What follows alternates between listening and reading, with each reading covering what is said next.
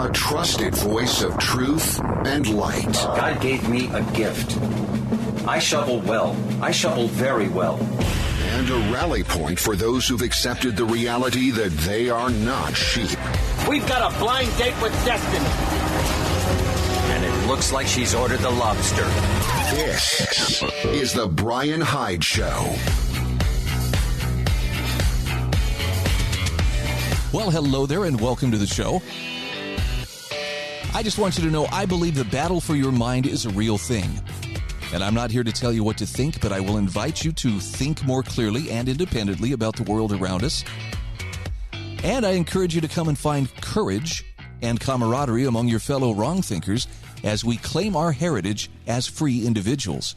So thank you so much for joining us today. Our program is brought to you by great sponsors like MonticelloCollege.org, also the Heather Turner team at Patriot Home Mortgage, and LifesavingFood.com. Let me take just a moment here just to share a couple quick insights on LifesavingFood.com. This is ReadyWise food storage. So there's freeze-dried, there's dehydrated food, very, very simple to prepare. A lot of these are in individual, the individual servings or pouches are very easy. You just open it up, put in water. Could be hot, could be cold, but you've got a meal right there. 25-year shelf life. Easily stackable grab-and-go buckets. They try to make it as convenient as possible. They have some truly delicious foods to choose from, even gluten-free options if that's an issue in your household, something to think about.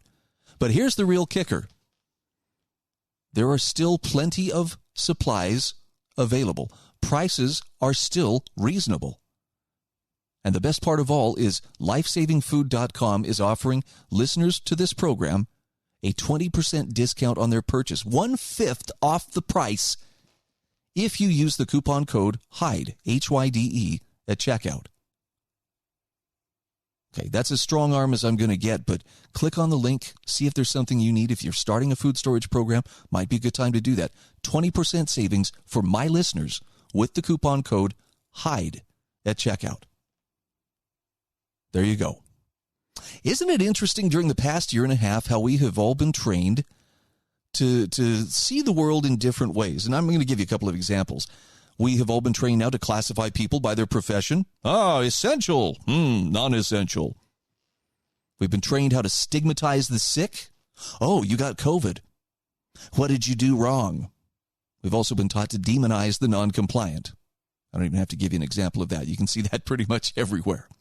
Well, Jeffrey A. Tucker from the Brownstone Institute says the purges have begun, and we are seeing a new kind of medical puritanism take shape. Listen to how he describes this. He says, how this began. The virus was here in the U.S. already for months from 2019, and life went on normally. But once the consciousness seeped in and politicians panicked, we moved quickly from travel restrictions to lockdowns to mask mandates to domestic capacity restrictions to vaccine mandates. And somewhere along the way, that's where we learned to classify people by profession, to stigmatize the sick, to demonize the noncompliant. 20 months of intensified controls driven by political leaders from both parties with precious little dissent from media organs. Now, he says the pace has been furiously fast, but somehow just slow enough that people and media personalities adjust to the new. The cycle proceeds. Last week's shock becomes this week's normal. And then politicians scramble to create the next big intervention, covering previous failures with new nostrums, all while ignoring or censoring opposing views. Even hard-won scientific knowledge of 100 years, for example, natural immunity, has been memory holed. We reference Orwell often because there's a dystopian feel to it all, describable best by references to stories that we only imagined through the help of books and movies, things like The Hunger Games, The Matrix, V for Vendetta, Equilibrium. They all come to mind. Tucker says the policies have been bad enough, but the political polarization has been the real poison. In history, we've seen where this leads. New and random mandates from political leaders become loyalty tests. Compliant people are viewed as enlightened and obedient. The non-compliant are regarded as stupid and probably politically threatening. They are purgeable. In this particular case, the mainstream media has argued for months that noncompliance correlates very closely with Trump support, which everyone knows is a civic sin of the highest order, even though he won the presidency 5 years ago. This realization was an invitation to the Biden administration to ramp up its mandates, finding any and every means to get the federal bureaucracies to penetrate the policy walls to the states that exist under the Constitution. They easily found the agency, Occupational Health and Safety Administration, twisted a few words, and like magic discovered a basis on which to override state-based limits on vaccine mandates. It's using medicine as a means of political punishment. One tip-off of the political agenda here is the data associations of the unvaxxed by Trump. Excuse me. One tip-off of the political agenda here is that the data associations of the unvaxxed by Trump support only work with 50 data points, meaning state boundaries, as Justin Hart has pointed out. When you expand that by county-level data with 3,000-plus data points, the correlation almost entirely disappears. So I guess the thing is, if somebody calls you a Trumper, well, you're just a mindless Trump supporter because you're not vaccinated. That kind of takes the wind out of their sails. Further, Jeffrey Tucker says if you look at vaccination by race and income, you will find very low compliance among voters usually associated with Democratic support.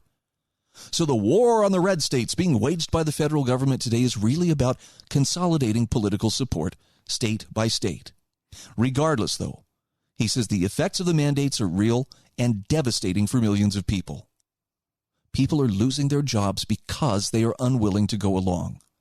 And all of this occurs in the midst of a chronic labor shortage. Bosses are being told by the government to dismiss people from their jobs just when companies are struggling for resources. And there are many reasons to refuse these mandates. The people with previous infections know that they have better immunities than they could get with a vaccine. They want that to count, even as the CDC refuses. This is particularly true of healthcare workers. Others prefer the risk of COVID to the risks, and they exist, of the vaccine side effects. Others simply resist the demand that they pump their bodies with a medicine developed with tax dollars for which the private companies bear no liability at all. It feels like an invasion of the body that should never be tolerated by a free people. And some people still imagine themselves to be free to choose.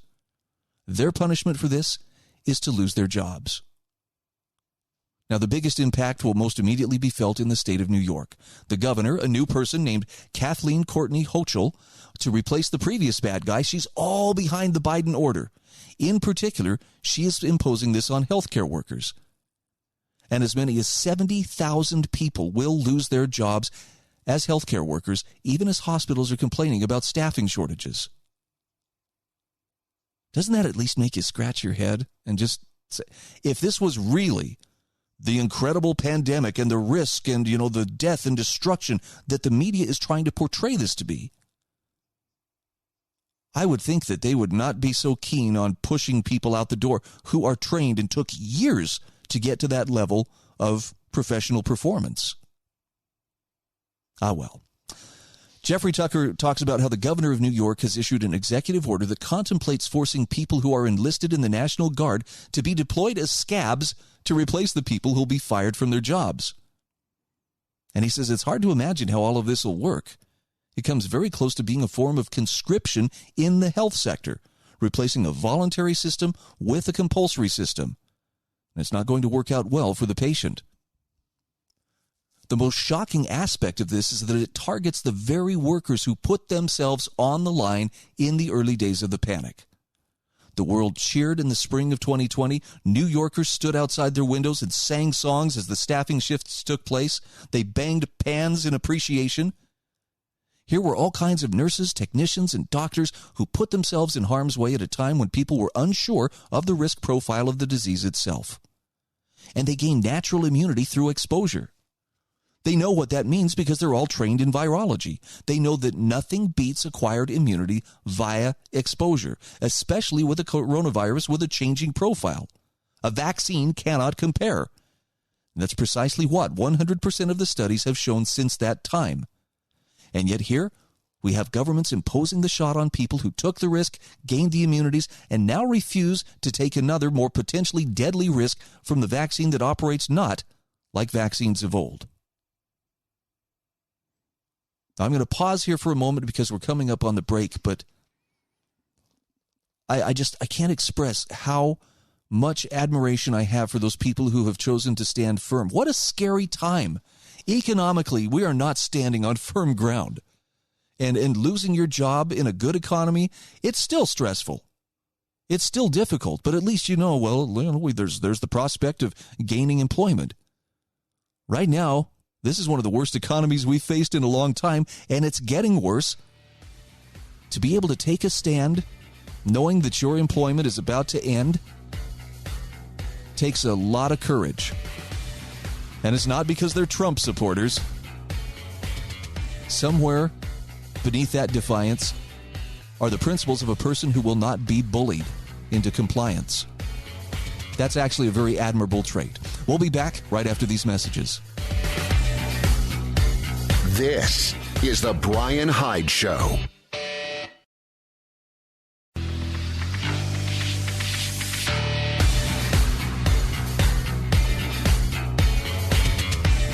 This is the Bryan Hyde Show.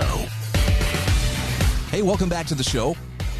I would invite you, please check out the show notes, which I publish along with every single episode of the program at thebryanhydeshow.com. Daily show notes, lots of great links to follow if you're serious about really owning your own worldview.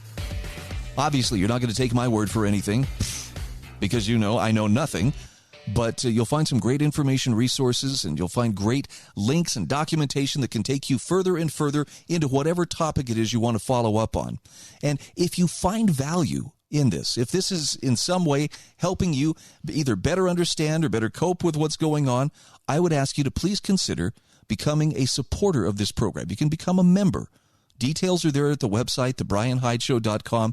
Just click on the daily show notes and let your conscience guide you. All right.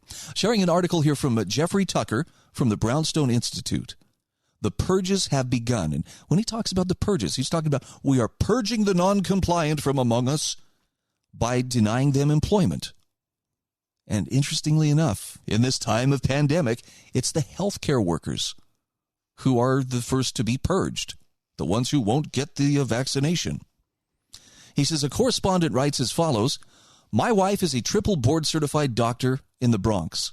She worked at the hospital that had the highest COVID death rate in all of New York City. And she went down hard with COVID in April 2020 and missed 2 months of work. She recovered and went back. For 15 years, she served the poor, underprivileged patients on welfare in the Bronx. None of them had private insurance. She resigned on Friday, and I could not be more proud of her. She is not bowing to this tyranny. She tested her antibodies several times. They remain high. Please keep up this fight. Many, many nurses took the vax against their will because they could not afford to miss a paycheck. These mandates must fail. End quote. Jeffrey Tucker says, as if things could not get more preposterous and terrifying, Governor Hochul channeled God himself to say that this vaccine is not only a healing sacramental, but also morally obligatory for any true believer. A line to demarcate saints and sinners. I think her exact quote was, the vaccine is from God to us, and we must say, thank you, God. Now, there are people out there who aren't listening to God and what God wants. I need you to be my apostles. I need you to go out and say, we owe this to each other. That's the governor of New York saying those words. Holy cow. As Jeffrey Tucker points out, this is no longer about scientific confusion. This is starting to look like an old-fashioned political purge, whether justified by fake science or theology. And it's happening at many levels of society. In Massachusetts, dozens of state troopers are resigning. Healthcare workers in North Carolina are resigning. It's happening in Nebraska, California, and many other areas of the country. And hospitals and many other industries are worried. Even Navy SEALs are being told they won't be deployed if they don't get the jab. Now, it's not lost on the Biden administration. This tactic seems to have been hatched in the summer, that this is harming their political enemies, not exclusively but predominantly. Apparently, no one really cares. In academia, the problems are heating up. Todd Zywicki of George Mason University School of Law sued over the mandate, proved he had natural immunity, and won an individual concession from the school, but their policy remains unchanged. Now, he's just one person, but there were thousands of others, most of whom are quiet about their plight. They don't have lawyers. They're just considering giving in, and they wonder what the point of resistance really is. Tucker says among them are serious scientists who wake up daily wondering why we live in a world in which the denial of science has become required doctrine, and why they're being forced to choose between their principles and their income and profession. It's a grim time, one we never imagined we would face in the modern world, much less in the U.S. The party in power wants to remain in power forever. That's a story as old as time. The virus is the excuse of the day. The trouble is that they've been wrong in so many ways with so many victims that the whole scenario is unspeakable. Jeffrey Tucker says we've been here before. The ultimate solution always comes down to a choice between two paths for the ruling regime. Either admit the wrongdoing or purge those who believe things they should not. And it would appear that the latter position is the prevailing one. The vaccine mandate has become the tool of choice. Submit or see your job melt away. This is where we are today. And remember, we're not talking about smallpox, nor are we talking about private companies exercising discretion. We're dealing here with a virus with a 99.8% survival rate and a vaccine that was oversold and so far has underdelivered. And he asks, where is the human conscience in all of this? Does it even exist among the ruling class machine? What happened to the old and settled concern for civil liberties, scientific integrity, minority rights, and bodily integrity? The political purge of institutions is part of a larger drive for purity in our society. In fact, some have called it a new puritanism. And the moniker fits. It's all about separating the clean from the unclean, defined by whatever the priority of the moment happens to be, biological, moral, political. What began as a push for a pathogen-free nation has moved to become the stigmatization of the sick, and then a push for universal vaccination, even though none of it makes sense. The jab does not protect well against either infection or spread. The symbolic act of medicinal compliance easily becomes a physical sign of political compliance, the ID card. That then becomes the basis of reductio ad absurdum, the political purge, and intensification of the mask mandate to become the needle mandate as a means of ferreting out dissidents. I think he's right about this, by the way. And I'm not just saying that because I'm a dissident. But if you want to make the dissidents show who they are, well, here we are. Tucker says, thus does this mandate fulfill the illiberalism of our current moment in civic life and serve only to consolidate political power in the end.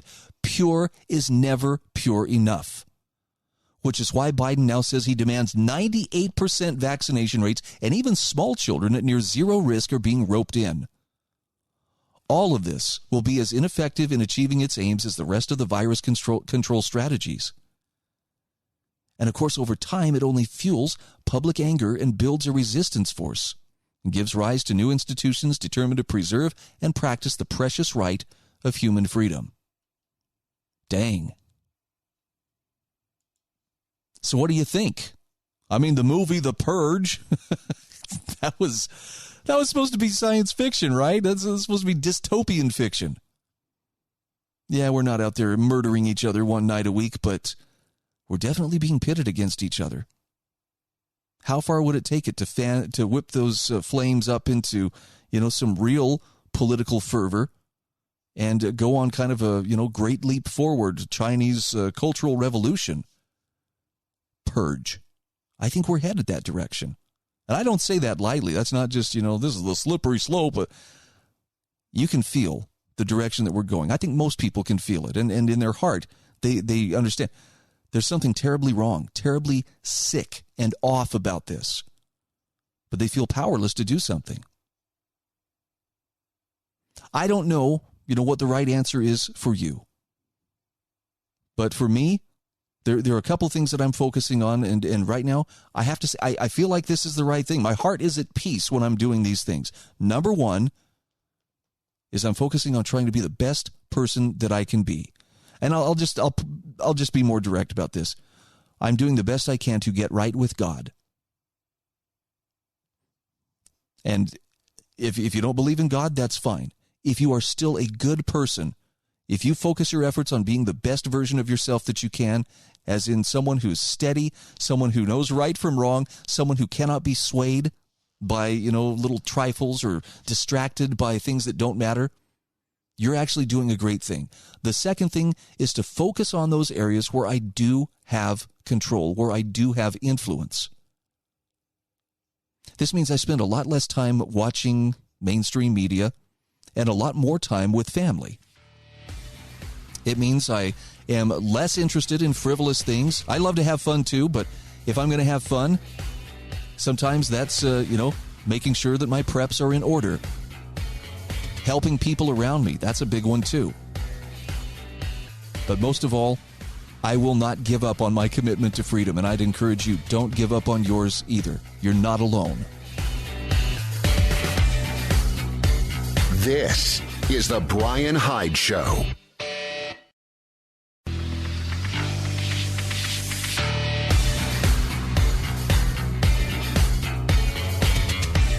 This is the Bryan Hyde Show. Hey, welcome back to the show.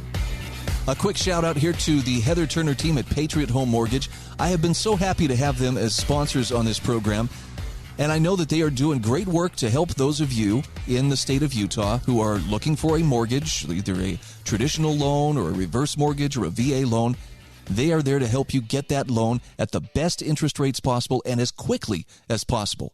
Because it turns out time is of the essence when it comes to home shopping, just because there's so much competition to snap up every bit of inventory that's on the market. It's pretty crazy. Talk to people in real estate and they'll tell you, we've never seen anything quite like this. Well, the Heather Turner team at Patriot Home Mortgage comes to the table with decades of experience, stability, and clout to help you get the loan you need without delay. If you're in St. George, you can stop by the office at 619 South Bluff Street. You can call Heather at 435-703-4522. Heather's NMLS ID is 715386, and Patriot Home Mortgage is an equal housing opportunity lender. So, the purges have begun. And if you are one of those people who stands to lose your job because you are standing on your convictions, I'm sorry that you are going through this. I'm sorry. You are the one who is bearing the brunt of carrying, the responsibility and carrying the torch of liberty in this way. It's not fair. And there are some things that are kind of sick and wrong about our society right now. Unfortunately, you are caught up in the middle of this. But I'm still trying to noodle out what are some of the, how could we build a parallel society where the non-vaccinated, or let me put it another way, the non-compliant are able to resist the demands being made on them by the new Grand Inquisitors and can still live their lives, be productive, and support themselves and support their families. I was halfway joking around with a friend the other day about how, I'm thinking that at some point we're going to see a barter economy come into being. It will be called something very dangerous and illegal like the black market. But whatever it is, whatever the alternative is to that rigid system of compliance, I want to be a part of it. I want to make sure that I'm doing my part to resist. And I can only speak for myself on this, so I won't try to drag you into, my idea of how that can happen. I'm willing to experience discomfort. I'm willing to downshift my lifestyle, perhaps significantly. Not that it was much of a lifestyle before. I wasn't exactly running with the jet set, but I'm willing to endure a lot more discomfort. And I'm sorry for the people who are already there. I just want you to know I'm spending time actively thinking, trying to brainstorm, how can we help these people? How can we support these folks? And by the way, I'm open to ideas. You can always give me feedback. There's in the show notes at thebryanhydeshow.com, there is a feedback feature. You can either send me a written message, you can send me a voicemail if you would like. But I know there are other enterprising minds out there far better than mine that are looking for solutions. I think we have that duty to help each other. I hope we'll do it. All right, wanted to point out that First Amendment Day, I believe it came and went. I think it was last Saturday. And I'm a little bit ashamed that First Amendment Day came and went and I didn't formally celebrate it. Because I kind of like that First Amendment. And I've got a great article here from Jan Newharth that reminds us, while we may say we cherish the First Amendment's protections, the truth of the matter is very few Americans could actually name the 5 freedoms specifically protected. She says, in the simmering season of division and distrust, there's one thing that just about all of us agree on. We treasure the First Amendment. So I think it was last Saturday was First Amendment Day, a day to celebrate the document that allows all Americans, without government interference, to practice a faith or not, to speak freely, to publish ideas, gather in support or protest, and to petition the government for change. It marks the day in 1789 when Congress sent the amendments that became the Constitution's Bill of Rights to the states for approval. Now, to salute the occasion, the Freedom Forum, an organization devoted to fostering First Amendment freedoms for all, will release a survey conducted in July and August of 2020, when we asked more than 3,000 Americans how they feel about the First Amendment. Our respondents came from every corner of the country and spanned age, gender, race, and economic background, a true representation of our diverse nation. And the big takeaway from this survey, she says, titled "The First Amendment, Where America Stands," was, amid our disagreements on everything from politics to the pandemic, one value unites the vast majority of us. 94% of respondents across generations and the political spectrum view the First Amendment as vital. But we don't agree on much else about it. Some findings surprised us, and we've been surveying Americans on this topic since 1997. So here are a couple of the things that were surprising. More than a third of Americans would give up free speech to get rid of hate speech, but almost an equal number support unfettered free speech.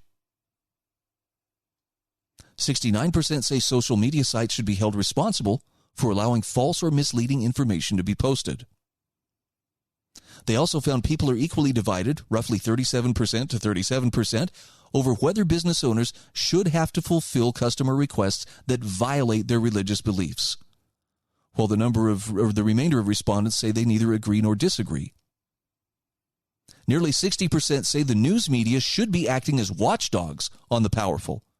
But get this, only 14% trust journalists. Gee, I wonder why. 75% don't believe that government mandates due to COVID-19 infringe on the rights of assembly, speech, and religion. But 1 in 4 people disagree. Dang. In a year when protests over racial injustice swept the nation, most people, 69%, have never participated in a protest, rally, or march.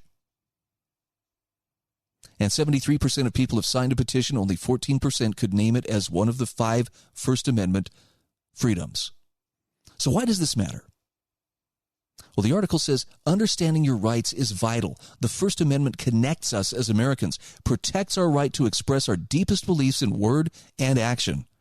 Yet most Americans can't name the 5 freedoms it guarantees: religion, speech, press, assembly, and petition. In order to preserve and protect these fundamental rights for future generations, we all need to know, understand, and defend these freedoms. And here's the kicker, not just for ourselves, but also for each other, including those with whom we disagree. This is why these crusades against hate speech are so ridiculous. It's so subjective. Well, this person is engaging in hate speech, okay? What constitutes hate? Well, it's bad. Right, but everybody's just left to their own emotional association to fill in the blanks what that bad is? No. We need a more objective measure, not just, I don't like what you're saying, and I think it needs to be banned. You need to be purged. Forget that. The 45 words of the First Amendment guarantee free expression, but the spirit of the First Amendment calls for more. To speak and be heard, to listen. Because out of the marketplace of ideas more than 200 years ago came American democracy. I would say it's slightly different. Came an American Democratic Republic, but it does not equally serve us all. But the freedoms guaranteed by the First Amendment enable us to speak truth to power, shine a light on injustice, and ignite or oppose change. It's through exercising our First Amendment freedoms we can ensure democracy lives up to its highest ideals for all Americans. Jan Newharth says, celebrate the First Amendment by doing something to promote the diversity of experiences and perspectives that define our democracy.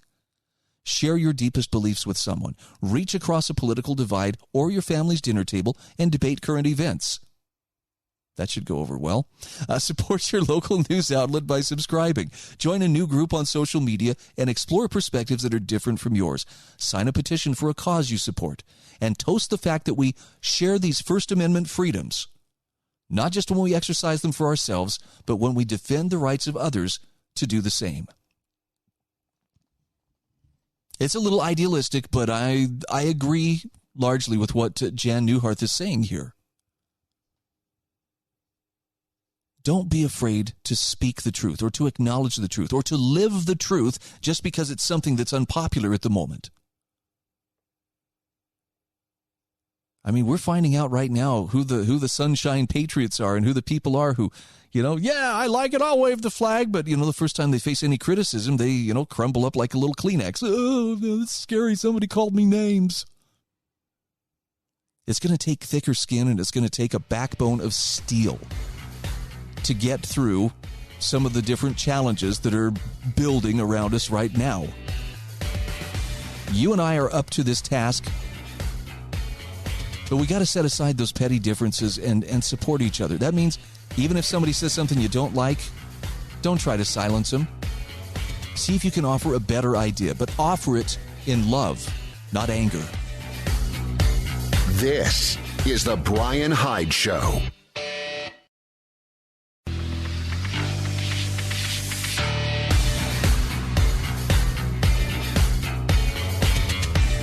This is the Bryan Hyde Show.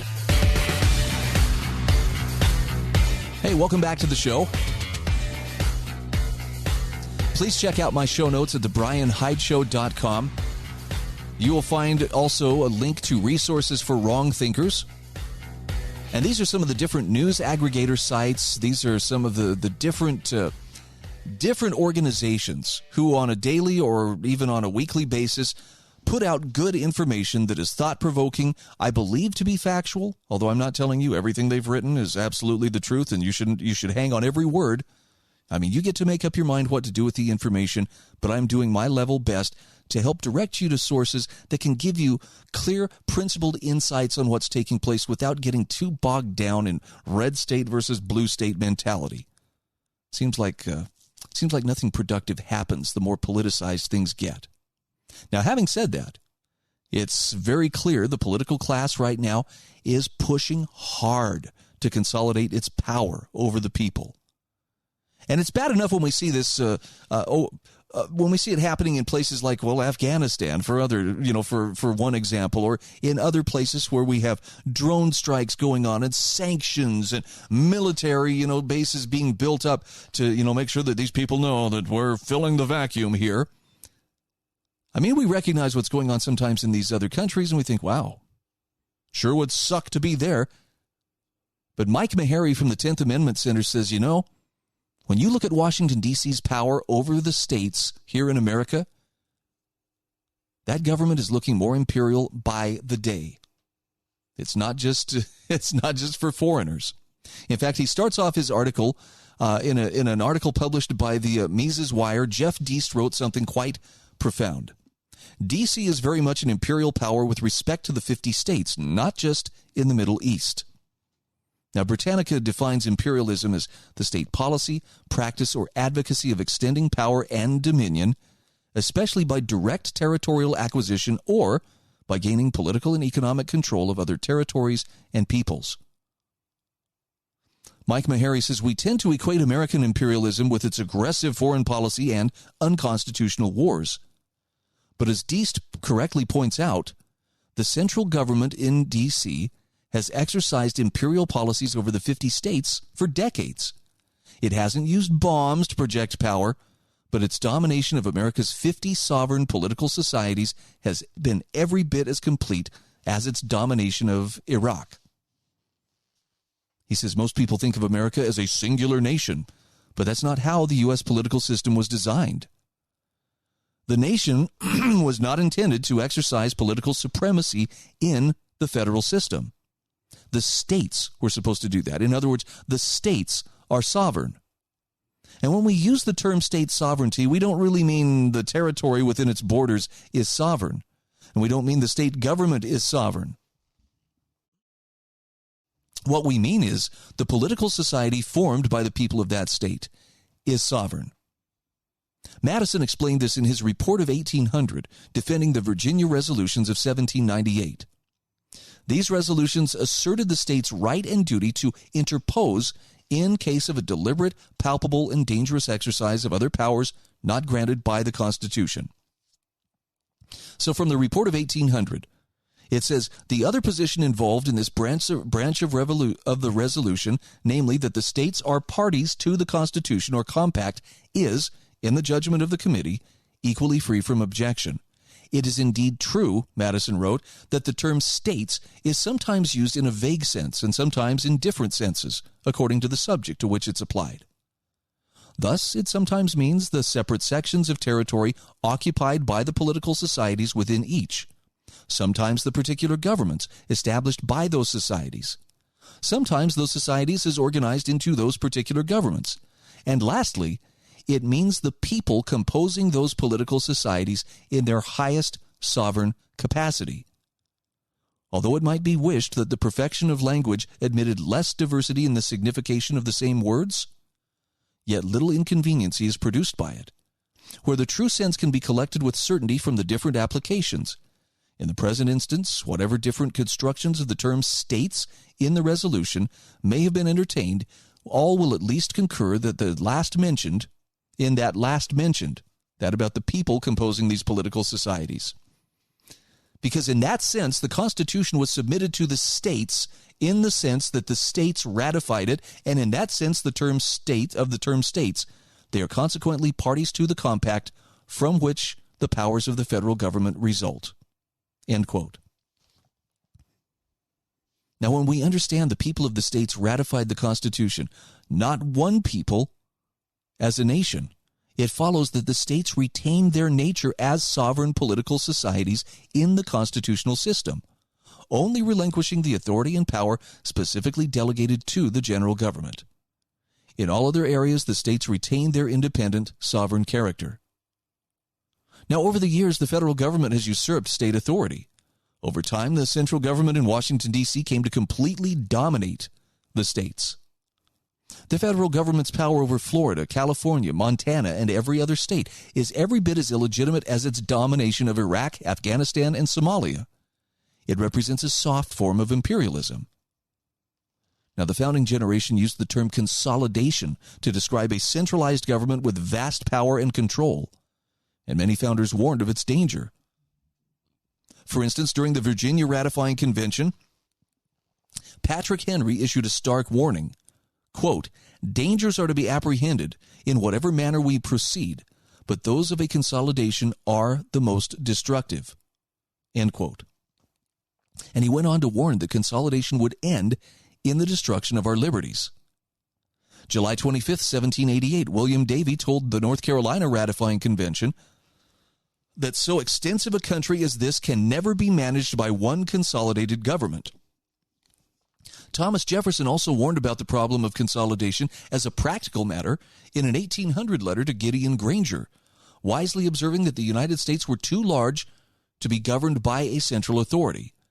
Jefferson said, our country is too large to have all its affairs directed by a single government. Public servants at a distance and from under the eye of their constituents will, from the circumstance of distance, be unable to administer and overlook all the details necessary for the good government of the citizen. And the same circumstance, by rendering detection impossible to their constituents, will invite the public agents to corruption, plunder, and waste. I can't think of three words that better describe what is happening daily in Washington, D.C. than corruption, plunder, and waste. Now, Mike Maharrey says a few politicians and bureaucrats simply cannot competently deal with local issues thousands of miles away, try as they might. And yet Americans have rushed headlong into consolidation to their detriment. Dice highlights the end result of consolidation by saying we know the federal government can't manage COVID. It can't manage Afghanistan. It can't manage debt or the dollar or spending or entitlements. It can't even run federal elections, for God's sake, much less provide security or justice or social cohesion. Washington, D.C. imperialism has been an utter failure both abroad and at home. And as Patrick Henry warned, it is destroying our liberties. Great words from Mike Maharrey from the 10th Amendment Center, which I strongly recommend as a great resource to better understand the relationship that the states are supposed to have with the federal government. I know the war between the states supposedly settled, well, this is a union indivisible and nobody can leave. But once you understand the history of how the Constitution came about and what those states represented, you've got to go back to American history. You've got to be able to look at, what happened when the colonists stood up and said, we are going to claim our independence from Great Britain. And, of course, the king said, no, you won't, and sent his troops to ensure that they wouldn't. A war was fought, a revolution, if you will.